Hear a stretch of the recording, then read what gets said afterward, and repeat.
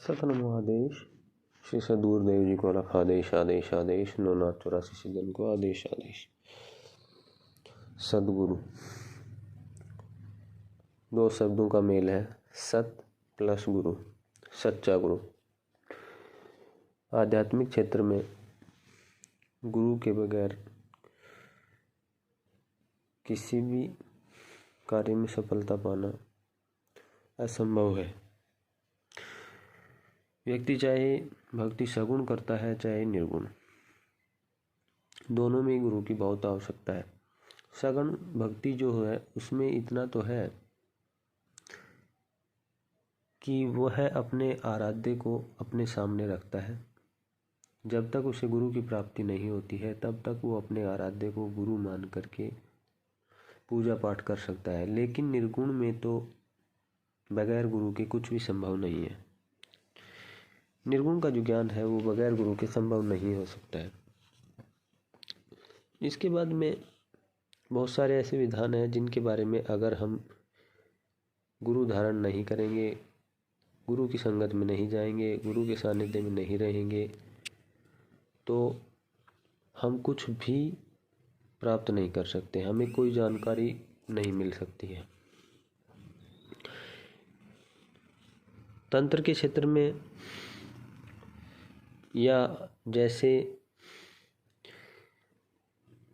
ओघड़ संप्रदाय में, अघोर संप्रदाय में, सरभंग में ऐसी गोपनीय विद्याएं हैं जिनको हम बगैर गुरु के कभी विचार भी नहीं कर सकते हैं।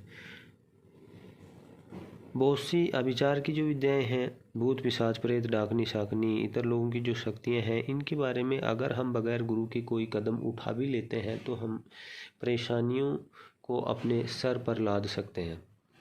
तो इसलिए गुरु के बगैर कोई भी प्रक्रिया संभव नहीं है। दूसरी बात, गुरु धारण करने के लिए शिष्य को पूर्णतः अपने आप को शिष्य बना लेना है, क्योंकि बहुत ज़्यादा लोग जो हैं वो गुरु धारण करने या गुरु से ज्ञान पाने या गुरु से सीखने के लिए नहीं, गुरु को सिखाने के लिए वो लोग सफ़र करते हैं या जाते हैं। अगर एक साधक को गुरु के द्वारा ज्ञान प्राप्त करके आध्यात्मिक क्षेत्र में सफ़र करना है तो उसे अपने गुरु को चारों वेदों की तरह अग्नि, चंद्रमा, सूर्य, पृथ्वी, आकाश, पवन, जल, त्रिभुवन और चारों युगों और तीनों लोकों में उनके बराबर किसी को नहीं मानना होगा और अपने आप को समझे कि मैं मेरे गुरु की छत्र छाया में अभय विचरण कर रहा हूँ। किसी प्रकार का भय नहीं होना चाहिए। गुरु अपने शिष्य के प्रति एक ऐसा साया है जिस तरीके से हमारी परछाई हमारे से कभी भी भिन्न नहीं हो सकती है। हम कहीं भी चले जाएं लेकिन हमारी परछाई हमारे साथ रहती है। ऐसे ही गुरु आपके हमेशा साथ रहते हैं, चाहे आप सुख में हो, दुख में हो, धूप में हो, छाँव में हो, अंधेरे में हो, रोशनी में हो, अकेले हो, भीड़ में हो, जंगल में हो, शहर में हो, गांव में हो, कहीं भी रहें, लेकिन गुरु हमेशा साथ रहता है। गुरु जो भौतिक गुरु यानी शरीर जो है हमारा, सबसे पहले हमें गुरु धारण करने के लिए देहिक गुरु से मिलना होगा और देहिक गुरु से गुरु मंत्र धारण करके उनके बताए रास्ते पर चल करके अपने शरीर के अंदर जो छुपा बैठा है गुरु तत्व उसे जागृत करना होगा। और जब इंसान गुरु तत्व को जागृत कर लेता है, जब उसे गुरु तत्व का साक्षात्कार हो जाता है, जब वो गुरु तत्व से उसकी भेंट हो जाती है तो उसके बाद में उसका मार्गदर्शन आंतरिक तौर पर गुरु करते हैं। किसी भी कार्य में वो कभी भी निष्फल नहीं हो सकता है। हर एक कार्य में उसे सफलता मिलेगी क्योंकि उसका गुरु जो है वो उसके हमेशा साथ में है और उससे उसकी बात, उसकी मुलाकात होती रहती है। तो गुरु तत्व को जागृत करने के लिए भी गुरु की ज़रूरत है। बगैर गुरु के आध्यात्मिक प्रगति मुश्किल है। हम देखेंगे कि हमारे यहाँ भक्ति के कोई भी कितने भी मार्ग हैं, किसी भी मार्ग को हम ले लें, सभी मार्ग जो हैं उनमें गुरु का सबसे अत्यधिक महत्व है। गुरु और शिष्य में ये होना चाहिए कि गुरु शिष्य को पूर्णतः समझ जाए और शिष्य गुरु को बताए गए रास्ते को अच्छे तरीके से माने, उसमें कोई भेद ना समझे, अपने मन और अपने विचारों की परिकल्पना के द्वारा गुरु के बताए गए बातों में किसी प्रकार की कमियां ना निकाले, और उसके बाद में वो अगर चले तो वो उस ऊंचाई को पा सकता है। गुरु जो शब्द है वो दो वर्णों का मेल है, गु और रू। गु अंधेरा और रू रोशनी है। जो अंधेरे में रोशनी को पैदा कर दे, जो अज्ञानता में ज्ञान को पैदा कर दे, उसे गुरु कहा गया है। गुरु कहाँ है? जहाँ जाकर आपकी तृष्णा मिट जाती है, जहाँ जाकर आपकी विचार जो है वो रुक जाते हैं, जहाँ जाने के बाद में आपको एक आत्मिक शांति मिलती है, जहाँ जाने के बाद में आपको एक दिव्य अनुभूति होती है, वहाँ गुरु है।